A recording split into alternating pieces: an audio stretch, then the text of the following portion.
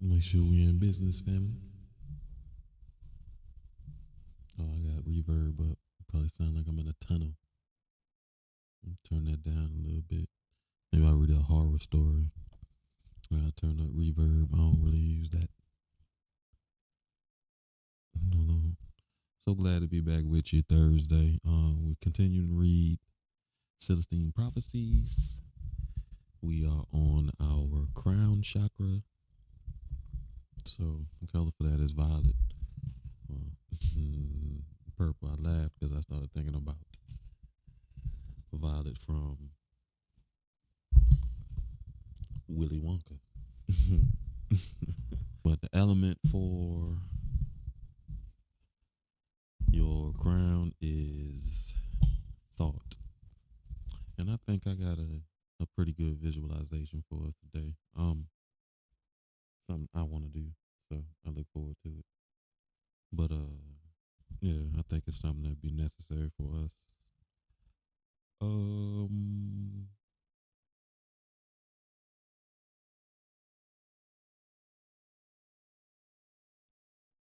let's see. What breathing exercise y'all want to do? We've been doing 4-4-4. Um what we gonna do? 4-7-8. Let's do 4-7. Yeah, let's do 4-7-8 3 times. So let's breathe in for a count of 4, hold for 7 times. We're gonna do them back to back. So again, breathe in 4, hold 7, out 8. So on my count of 3, 1. Oh no, hold on. I got the bowl. We're gonna do the bowl first. I brought out the drum too. I don't know, speaking to my spirit. I guess because it's purple and the light is purple. So we're gonna make sure our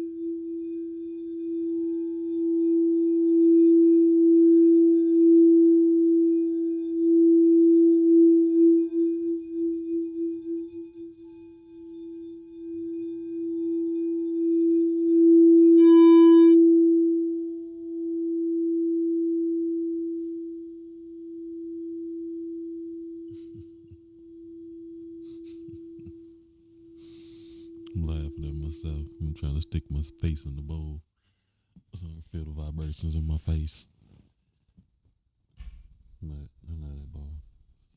Um, Definitely gonna buy a couple more this year. What I do is get it out my. I don't know where I'm gonna get it from. Maybe that's why it's still sitting in my cart because I had it in a Amazon cart. But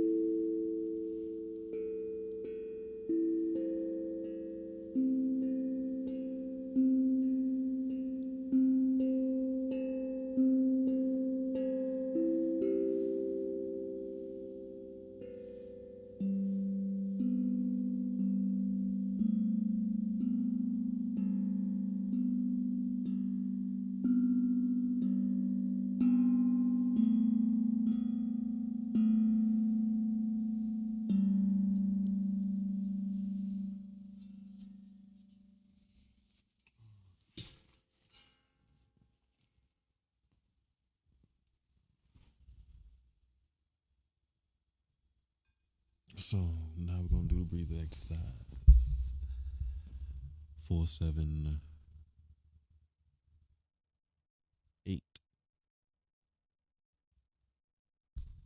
Breathe in for a count of 4. Fill your lungs up as much as you can. Hold for 7. And then we out for 8. On my count of 3. 1, 2, 3. Breathe in. 2, 3, 4. Hold for 7. 2, 3, 4, 5, 6, 7. Out for 8. 2, 3, 4, 5, 6, 7, 8. Breathe in 4, 2, 3, 4. Hold 7, 2, 3, 4, 5, 6, 7. Out 8. 2, 3, 4, 5, 2, 3, 4. Hold 7, 2, 3, 4, 5, 6, 7. Out 8. 2, 3, 4, 5, 6, 7, 8. All right, so visualization is an element for your crown, which resides at the top of your head. your thought processes is thought. So I want you to imagine yourself in a room. You're standing in this room, and the room is empty. Any color you can think of. And in this empty room, I want you to start thinking about the things that you would place in this room that would make this room feel comfortable, cozy, welcoming, inviting. You want it to also feel safe, a space for truth. And so if you have some couches or some chairs, maybe bean bags are your thing. Think about that. What kind of art would you put on the wall? I know for myself, I'd use some of my photography pictures, what I have on my wall right now.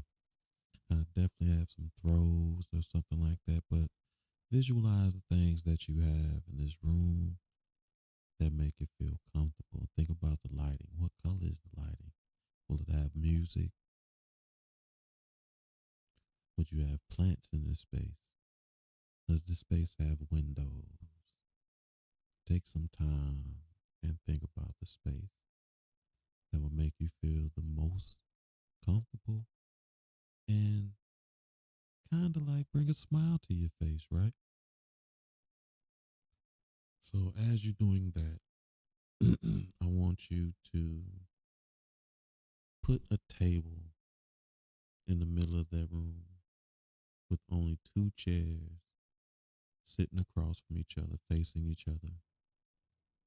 And after you put that chair there, I want you to imagine yourself sitting down in that chair. And as you sit down in that chair, across from you, in the opposite chair, you see the best version of yourself.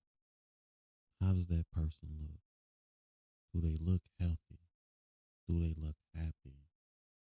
What do they look like? What are the signs that let you know physically on the outside that this is who you always imagine yourself to be? And as you're sitting across the table from the perfect version of yourself, I want you to ask yourself, how did you, how did you happen? What steps did you take? And as you ask yourself these questions, pay attention to the thoughts that come into your mind, because these thoughts will be your path.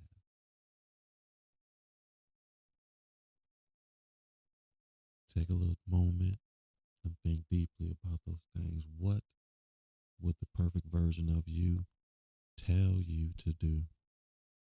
How did the best version of yourself come forward? What steps did they tell you to take?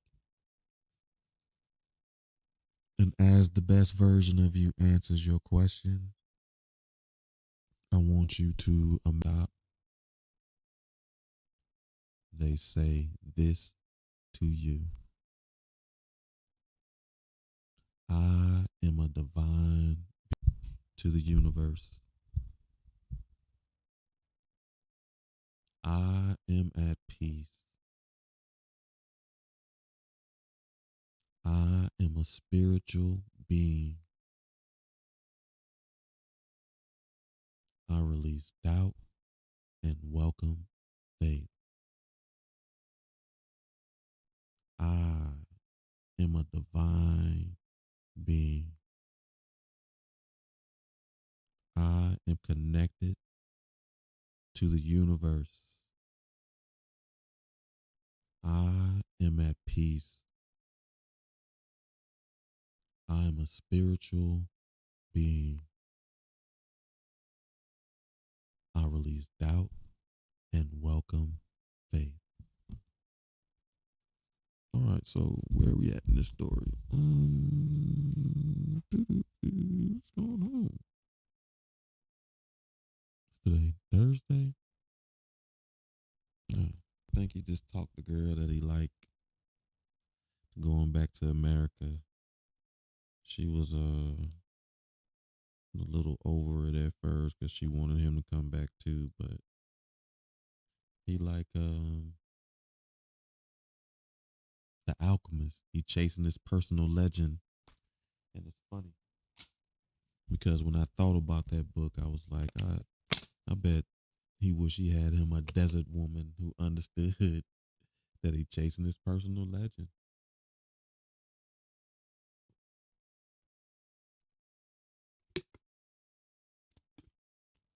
But she's gone.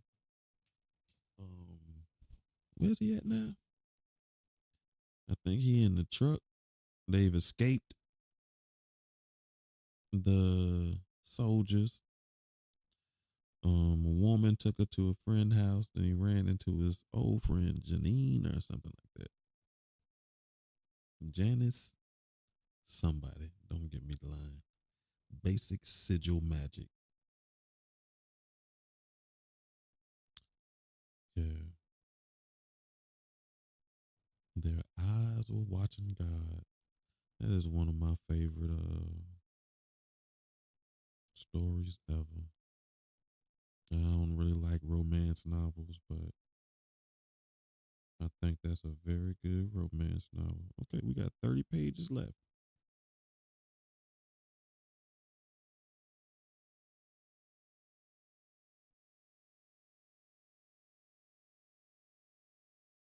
Where's he at?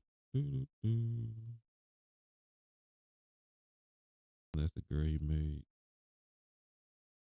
They stopped to get some gas. Doo-doo-doo. Where we at?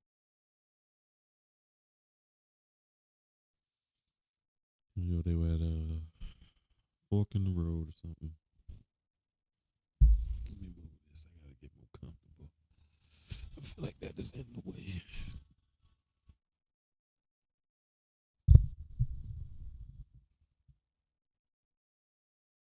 Okay, that's better. Looked like to be supply houses for fishermen and hunters. The dwelling was built at the edge of a river, and several fishing boats were tied to the dock. We pulled up the rusty pump, and Julia went inside to find the owner. I climbed out and stretched, then walked around the building to the water's edge. The air was extremely humid. Although a thick canopy of trees blocked the sun, I could tell it was almost directly overhead. Soon the temperature would be scorching. Suddenly, a man behind me was speaking angrily in Spanish. I turned to see a stocky Peruvian.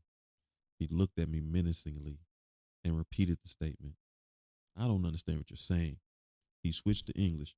Who are you? What are you doing here? I tried to ignore him. We're just here for gas. We'll be gone in a few minutes. I turned around and faced the water again, hoping he would go away. He walked to the side of me. I think you better. I'm an American, I said. I'm not sure where I'm going. I'm riding with a fearing. A lost American. I'm not after anything. I said, trying to walk back to the car. Vehicle. When I looked, the Peruvian turned to look too. It's time to leave, Julia said. They're not in business any longer. Who are you? The Peruvian asked in this hostile tone. Why are you so angry? Julia asked in response. The man's demeanor changed. Because it's my job frightening them. The man stared, trying to figure Julia out. We're on our way to the Equos, Julia said. We're working with Father Sanchez and Father Carl. Do you know him? He shook his head, but the mention of the two priests settled him down even more. He finally nodded and walked away. Let's go, Julia said. We got in the truck and drove away. I realized how anxious and nervous I had been. I tried to shake it off. Did anything happen inside? I asked. Julia looked at me. What do you mean? She laughed and said, No, all action was outside. I looked at her. Have you figured it out? She asked. No, I replied. What were you thinking just before we arrived? That I wanted to stretch my legs. No, before that. What were you asking about when we were talking? I tried to think. We were talking about childhood dramas. You said that a person cannot play a control drama with us unless we play a matching drama. I didn't understand that. Do you understand now? Not really. What are you getting at? The scene outside clearly demonstrates what's happened if you do play the matching drama. How? She glanced at me briefly. What drama was the man playing with you? He was obviously an intimidator. Right. And what drama did you play? I was trying to get him off my back. I know, but what drama were you playing? Well, I started off in my aloofness drama, but he kept coming after me. Then the conversation was irritating me, but I tried to get centered and stay with it. That's right. I noticed you handled him with no problem, I said, only because I didn't relation to another drama. Therefore, each drama needs a matching drama to be fully played out.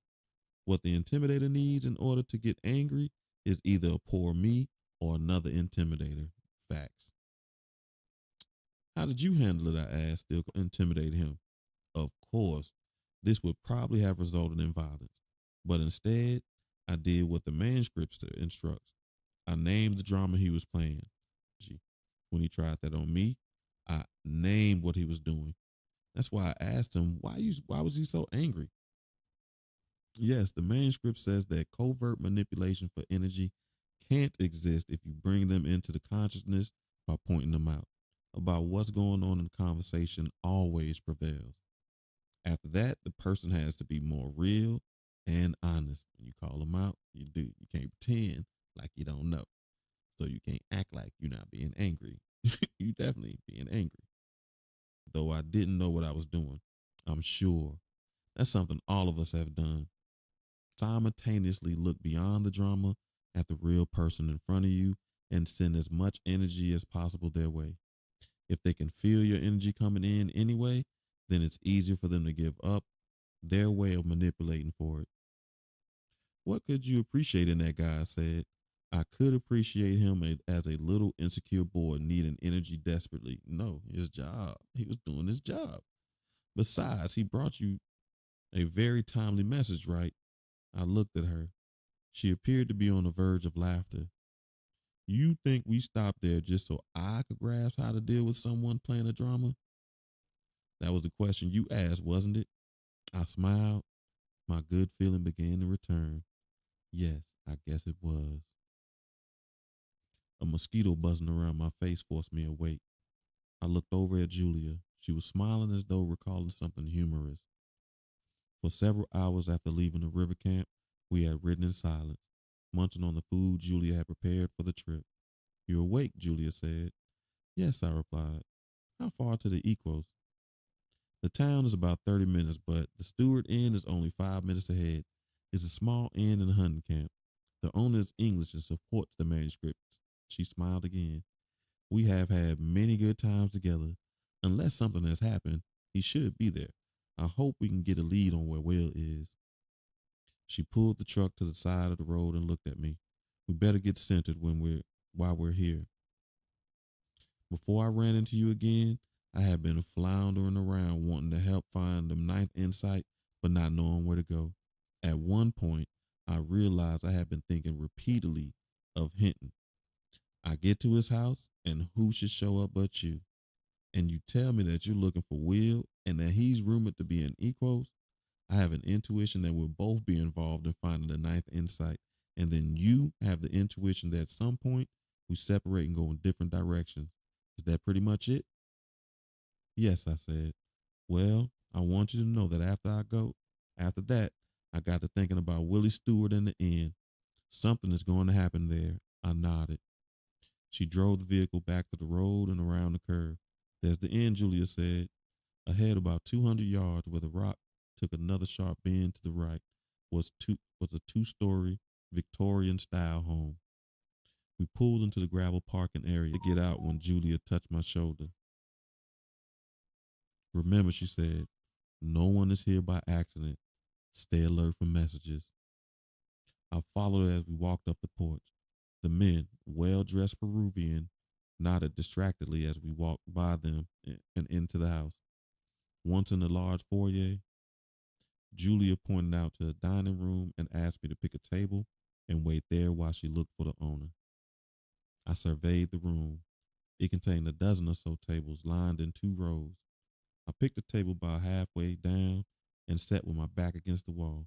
Three more men, all Peruvians, came in behind me and sat down across from my table. Another man came in soon after and took a table about 20 feet to my right. He sat at an angle where his back was slightly towards me. I noticed he was a foreigner, perhaps a European. Julia entered the room, spotted me, and then walked over and sat down facing me. The owner isn't here, she said, and his clerk knew nothing of Will. Now what? I asked. She looked at me and shrugged. I don't know. We'll have to assume that someone here has a message for us. Who do you think it is? I don't know. How do you think it would happen? I asked, suddenly feeling skeptical. Even after all the mysterious coincidences that had happened to me since I had been in Peru, I still had trouble believing one would occur now just because we wanted it to. Don't forget the third insight, Julia said. The universe is energy, and energy responds to our expectations. What you think, it proves you right. Energy responds to your expectations. The universe has no responsibility to prove you wrong. It is more likely to prove you right.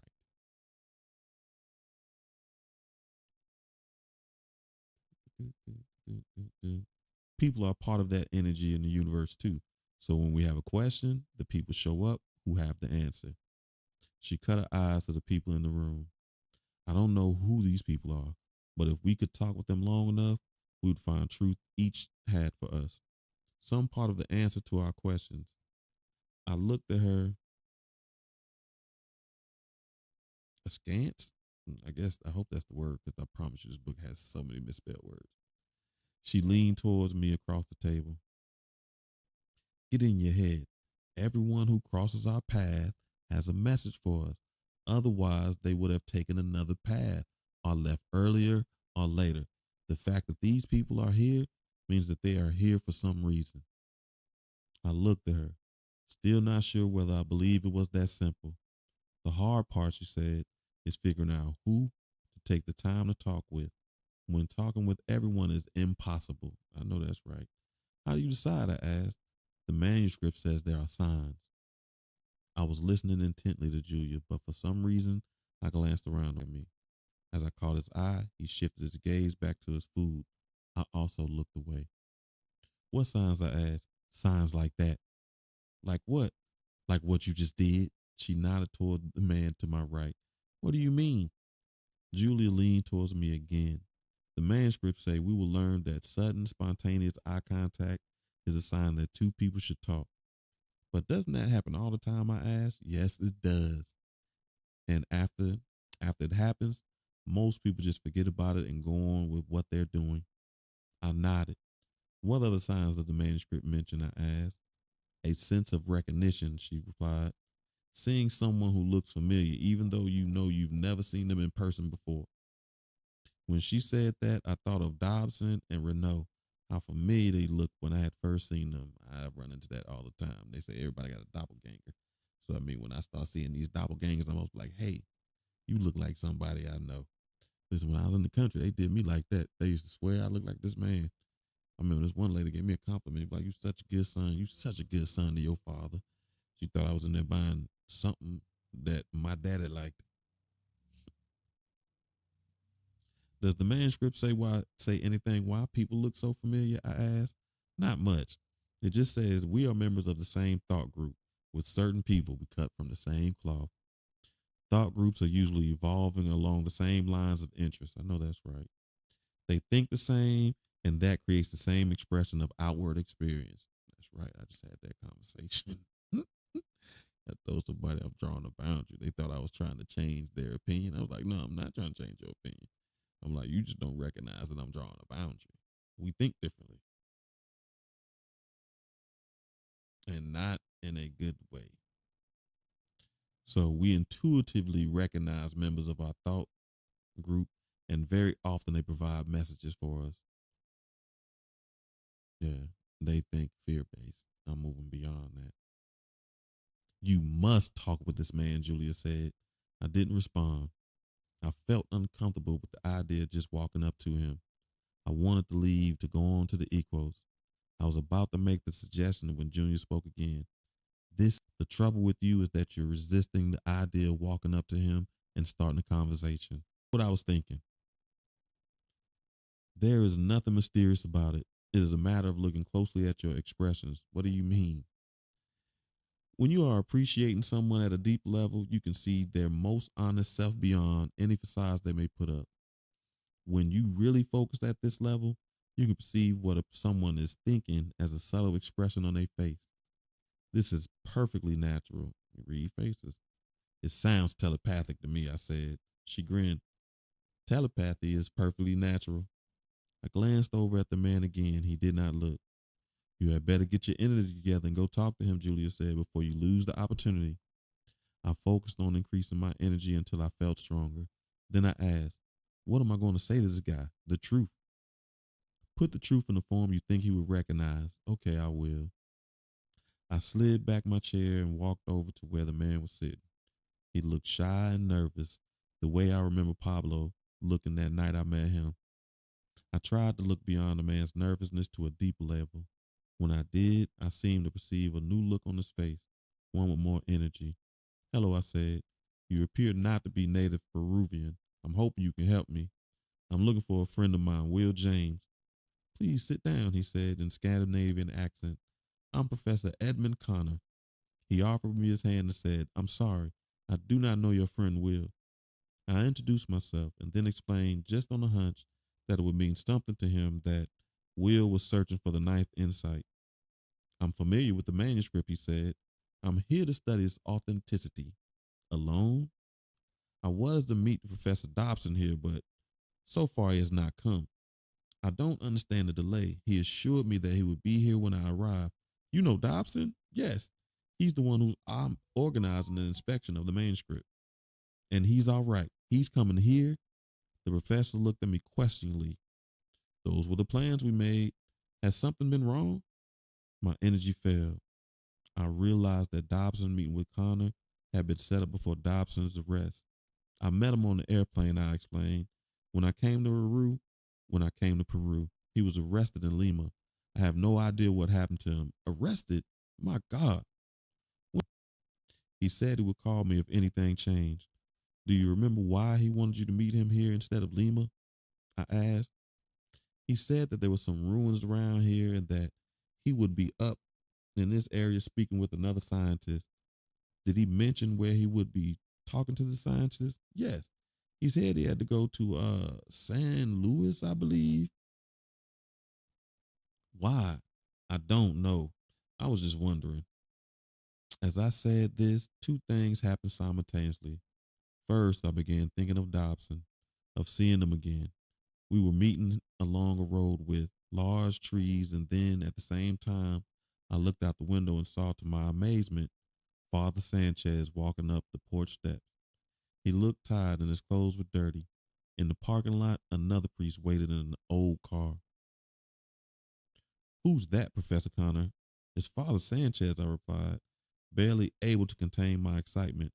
I turned around and looked for Julia, but she was no longer sitting at our table.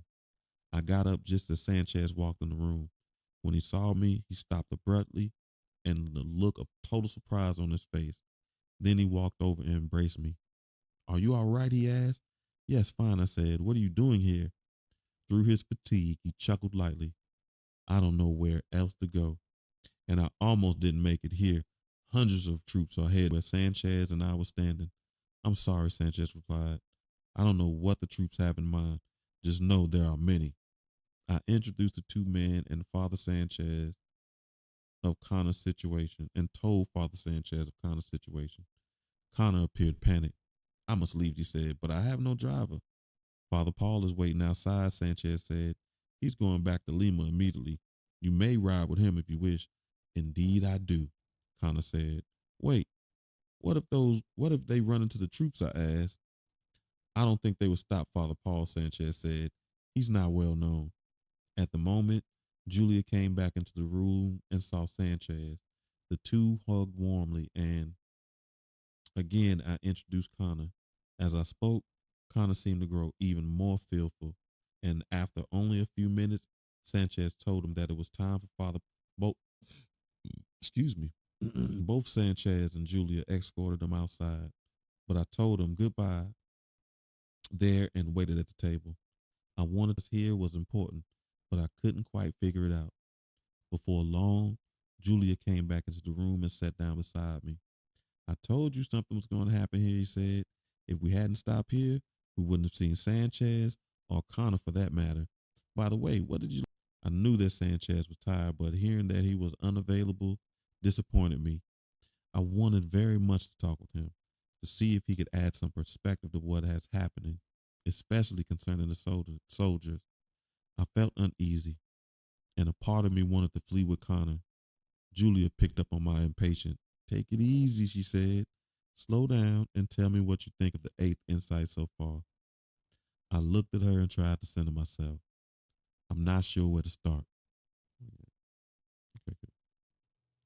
What do you think the eighth insight is saying? I thought back. It's about a way of relating to people, to children, and to adults. It's about name and control dramas and breaking through them and focusing on other people in a way that sends them energy.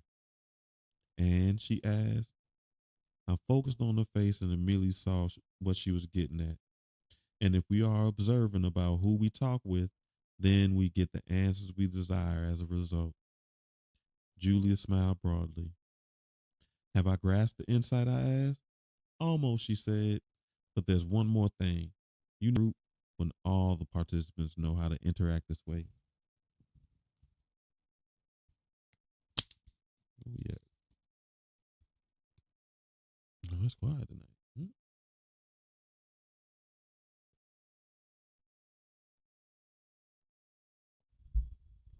Oh, yeah, to be jumping, fam.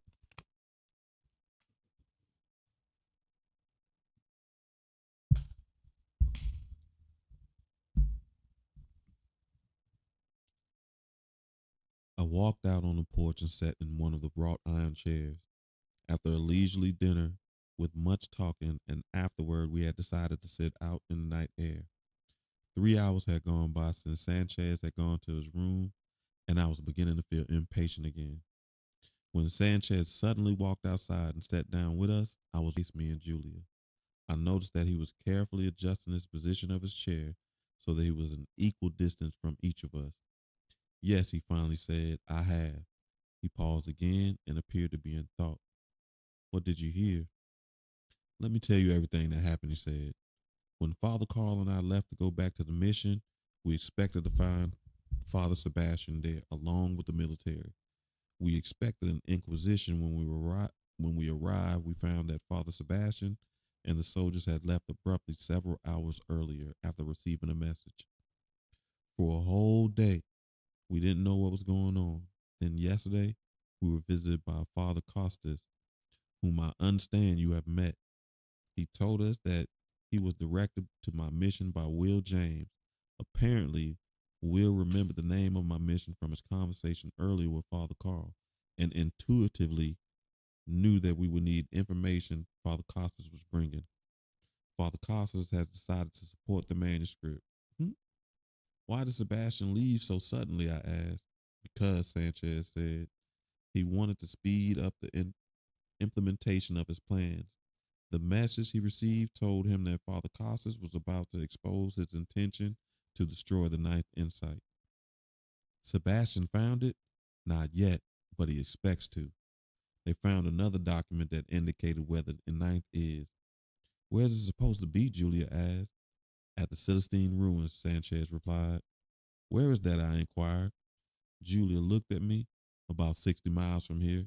It's a dig the Peruvian scientists have excavated exclusively and with a lot of secrecy. It consists of several layers of ancient temples, first Mayan, then Inca. Apparently, both cultures believed that there was something special about that location. I suddenly realized that Sanchez was concentrating on the conversation with an unusual intensity. When I talked, he would first focus on me without breaking his gaze at all. When Julia spoke, Father Sanchez shifted his position to focus completely on her. He seemed to be acting very deliberately. I wondered what he was doing, and at that precise moment, there occurred a lull in the conversation. They both looked at me expectantly. What? I asked. Sanchez smiled. It's your time to speak. Are we taking turns? I asked. No, Julia said. We're having a conscious conversation. Each person speaks when the energy moves to them. We could tell it had moved to you. I didn't know what to say. Sanchez looked at me warmly. Part of the eighth insight is learning to interact consciously when in a group. But don't get self conscious, just understand the process. As the members of a group talk, one will have the most powerful idea at any one point in time. If they are alert, the others in the group can feel who's about to speak, and then they can consciously focus their energy on this person, helping to bring out this idea with the greatest of clarity. Then, as the conversation proceeds, someone else will have the most powerful idea, then someone else, and so forth. If you feel your mind, Sanchez shifted his eyes to Julia, who asked, Matt, what idea were you having that you didn't express? I tried to think. I was wondering, I said finally, why Father Sanchez was looking intently at whomever was speaking. I guess I was wondering what it meant. The key to this process, Sanchez said, is to speak up when it's your moment and to project energy when it's someone else's time. Many things can go wrong, Julia interjected. Some people get inflated when in a group. They feel the power of an idea, express it, then because of that burst of energy feels so good, they keep on talking long after the energy should have shifted to someone else. They try to monopolize the group. I've seen that. Others are pulled back, and even when they feel the power of an idea, they won't risk saying it. When this happens, the group fragments, and the members don't get the benefit of all the messages. The same thing happens when some members of a group are not accepted by the others. The rejected individuals are prevented from receiving the energy, and so the group misses the benefit of taking a breath to speak. How people are excluded is important, he said. When we dislike someone or feel threatened by someone, the natural tendency is to focus on something we dislike about the person, something that irritates us. Unfortunately, energy away and actually do them harm. All they know is they suddenly feel less beautiful and less confident, and it's because we sap their energy. That is why, Julia said, this process is so important. Humans are aging each other at a tremendous rate out there with their violent competitions. But remember, Sanchez added, in a truly functional group, the idea is to do the opposite of this. The idea is for every member's energy and vibration to increase because the energy sent everyone's individual energy field merges with everyone else's and makes one pool of energy. It is as if the group is just one body, but one with many heads. Sometimes one head speaks for the body, sometimes another talks. But in the group functioning this way, each individual knows when to speak and what to say because he truly feels life more clearly. This is the higher person, the eighth insight talked about in connection with romance relationship between a man and a woman, but other groups can form one as well. Father Sanchez's words made me think of Father Costas suddenly and of Pablo. Had this young Indian finally changed Father Costas' mind, leading him to now want to preserve the manuscript? Was Pablo able to do this because of the eighth insight? Where's Father Costas now? I asked. Both individuals looked mildly surprised at my question. But Father Sanchez quickly replied. He and Father Carl decided to go to Lima to speak with our church leaders about what Cardinal Sebastian seems to have planned. I guess that's what was to do. Exactly, Sanchez said. A lull developed in the conversation, and we looked at each other, each of us waiting for the next idea. The question now, Father Sanchez finally said, is what are we supposed to do? Julie, of getting a hold of it long enough to do something, but I can't quite see it clearly. Sanchez and I gazed at her intensely. I see this happening at a particular place, she continued. Wait a minute. The place I've been thinking about is at the ruins, at the Celestine ruins. There's a particular spot there between the temples I had almost forgotten. She looked back at us. That's where we need to go. I need to go to the Celestine ruins. As Julia finished, both Sanchez, interested in why Sebastian and his people are so against the manuscript. I found out it's because they fear the idea of our inner evolution. But now I don't know where to go. Those soldiers are coming. It appears that Sebastian is going to find the ninth insight first. I don't know. I've been thinking I'm involved somehow in convincing them not to destroy it. I stopped speaking. My thoughts went to Dobson again, and then abruptly to the ninth insight. I suddenly realized that the ninth insight was going to reveal where we humans were going with this evolution. I had wondered how humans would be acting toward each other as a result of the manuscript, and that question had been answered with the eighth insight. And now the logical next question was, where is it all going to lead? How will human society change? That had to be what the ninth insight was about. I knew somehow that this knowledge could also be used to ease Sebastian's fears about conscious evolution. If he would listen, I still think Cardinal Sebastian could be convinced to support the manuscript. I said with conviction. You see yourself convincing him? Sanchez asked. Knows him and can speak at his level. As I said that, Julia and I both spontaneously looked at Father Sanchez. He struggled to smile and spoke with resignation. Cardinal Sebastian and I have avoided confrontation over the manuscript for a long time. He has always been my superior.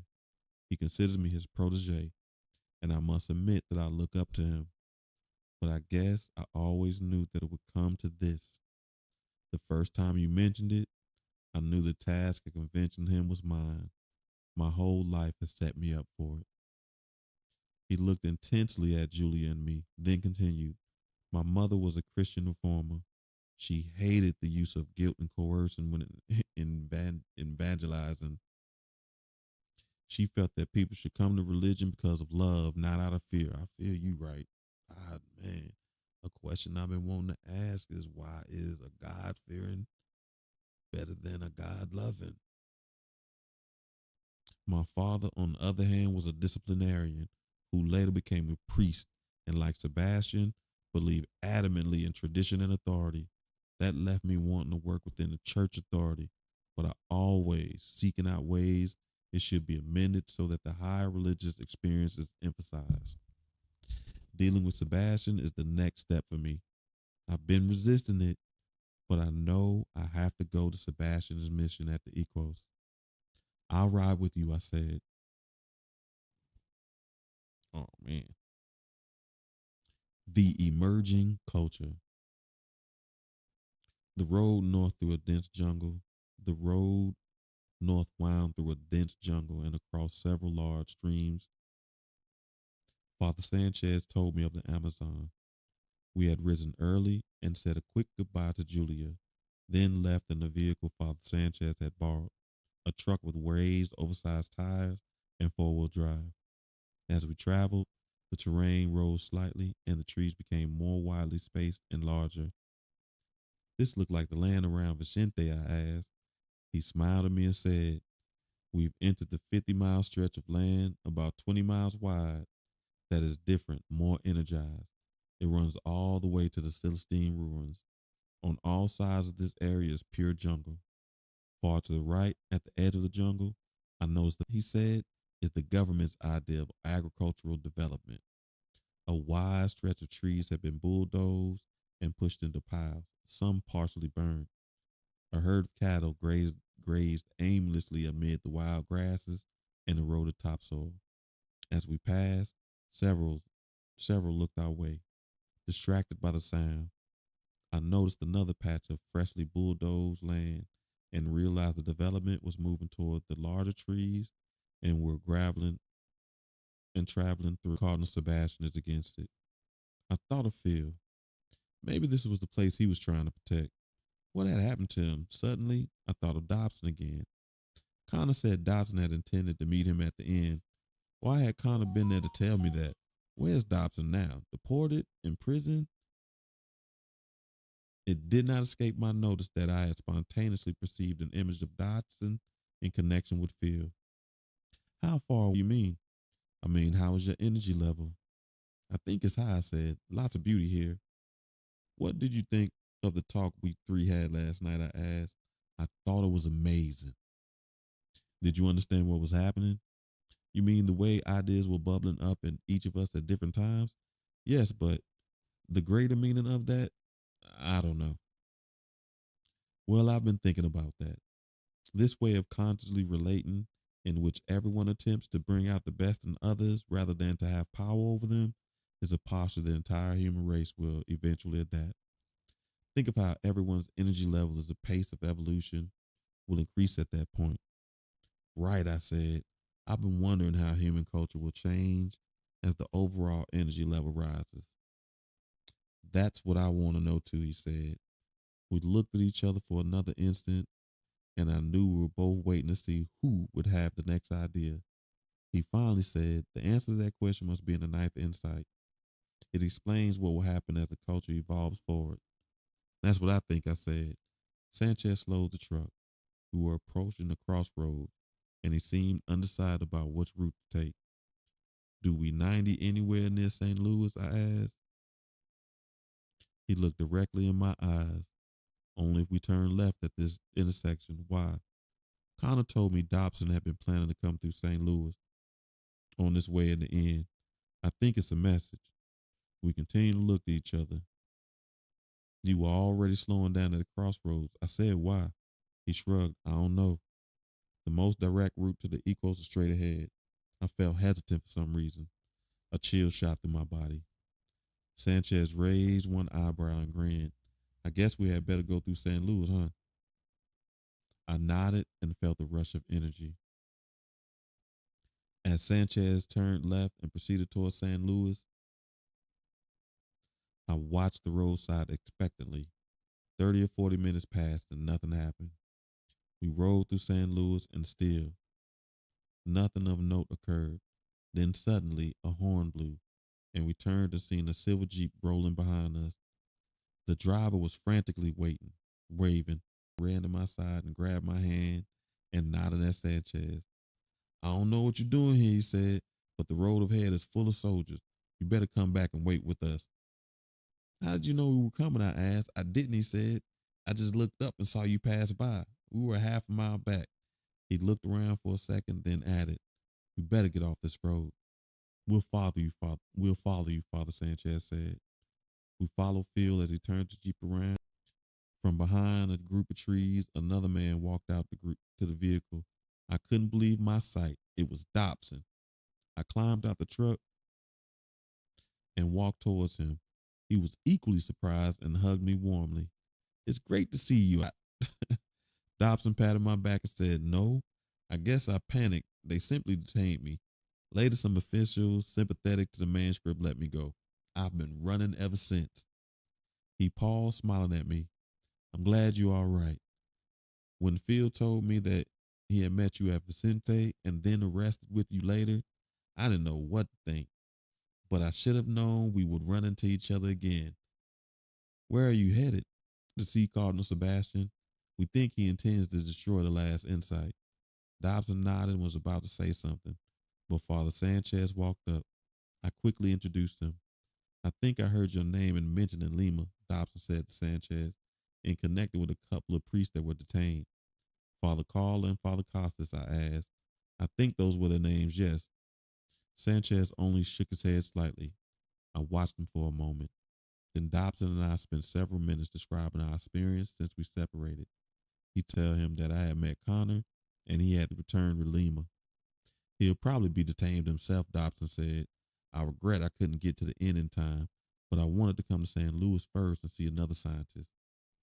As I turned out, I couldn't find him, but I did run in the field. "And what is it?" Sanchez asked.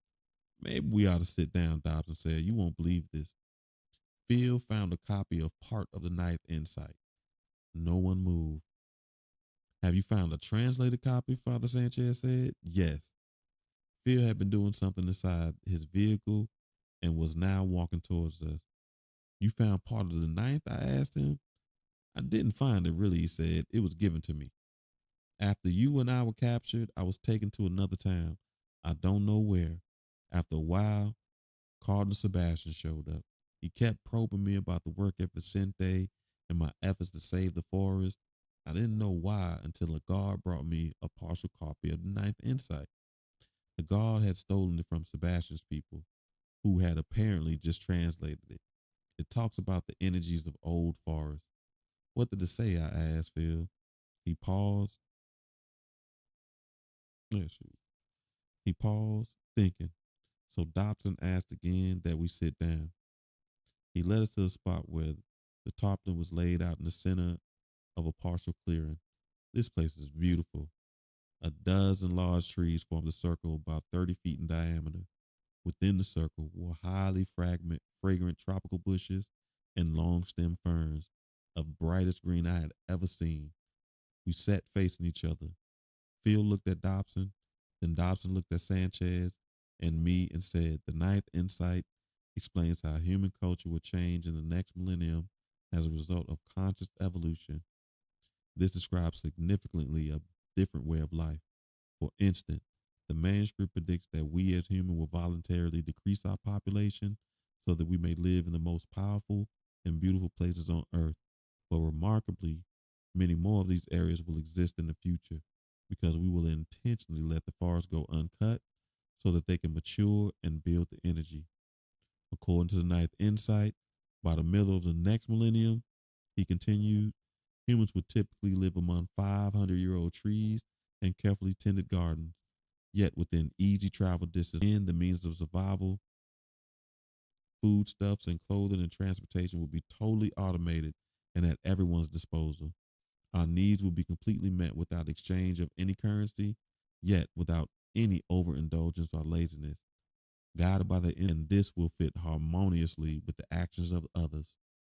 No one will consume excessively because we all have let go of that need to possess and control for security. In the next millennium, life will become something else. According to the manuscript, he went on, our sense of purpose will be satisfied by the thrill of our own evolution, by the elate. The ninth depicts a human world where everyone has slowed down and become more alert, ever vigilant for the next meaningful encounter that comes along. We will know that it could occur at any time on our paths that winds through a forest, for instance, on a bridge, or on a bridge that traverses some canyon. Excuse me. Can you visualize human encounters that have this much meaning and significance? Think how it would be for two people meeting for the first time. Each will first observe each other's energy field, exposing any manipulations. Once clear, they will consciously share life stories until elated messages are discovered. Afterward, each will go forward again on their own individual journey, but they will be significantly altered. They will vibrate at a new level and will therefore and would thereafter touch others in a way not possible before their meeting. As we gave him energy, Dobson became even more eloquent and inspired with the description of the new human culture. And what he said rang true. I personally had no doubt that it was what he was describing was achievable future. Yet I also knew that throughout history, many visionaries had a glimpse of such a world. Marx, for example, yet no one had been found to create such a utopia. Communism had become a tragedy. Even to the place described by the ninth insight, considering human behavior general pursuit of the truth will lead us there, Dobson explained, smiling at me directly. But to grasp how this movement would occur, perhaps it's necessary to visualize the next millennium in the same manner you studied the current one with me on the airplane. Remember? As though you were living through it in one lifetime. We'll stop there. Dobson briefly informed me of other men who let what? Excuse me. Dobson briefly has already occurred in this millennium. During the Middle Ages, we lived a simple life of good and had to be more to man's situation in the universe than the churchmen knew, and we wanted a full story. We went to science, out to discover our true situation. But when this effort didn't provide the answers we needed right away, we decided to settle in and turned our modern work ethic into preoccupation that secularized reality and squeezed the mystery out of the world. But now we can see the truth that preoccupation, we can see that the real reason we spent 5 centuries creating material support for human life was to set a stage for something else, a way of life that returns the mystery to the existence. This is the information now returning from the scientific method indicates mankind is on this planet to consciously evolve. And as we learn to evolve and pursue our particular path, the truth by truth, the ninth insight says the overall culture will transform in a very predictable way. All right, family, we're going to stop there and we'll pick up where we left off next week. I appreciate your time as always. I hope you got some time for us next week. If we don't see you Tuesday, we will finish. We will continue. Well, we should finish. We're on the last space, the space of forgiveness. So we're gonna do the space of forgiveness, and I'm not sure. I figured out. Funny, I got some lessons about the space of forgiveness that I'm learning now. So I know we're gonna discuss that a little bit, and I think going forward, we're going to start defining what feels good to the soul, so we can start doing actions and doing things that are good to our soul. So, I appreciate your time as always.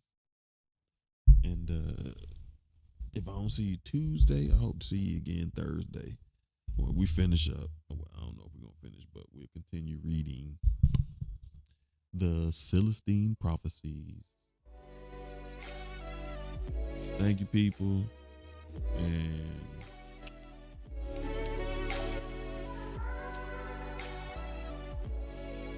hope you enjoy the rest of your evening. Peace.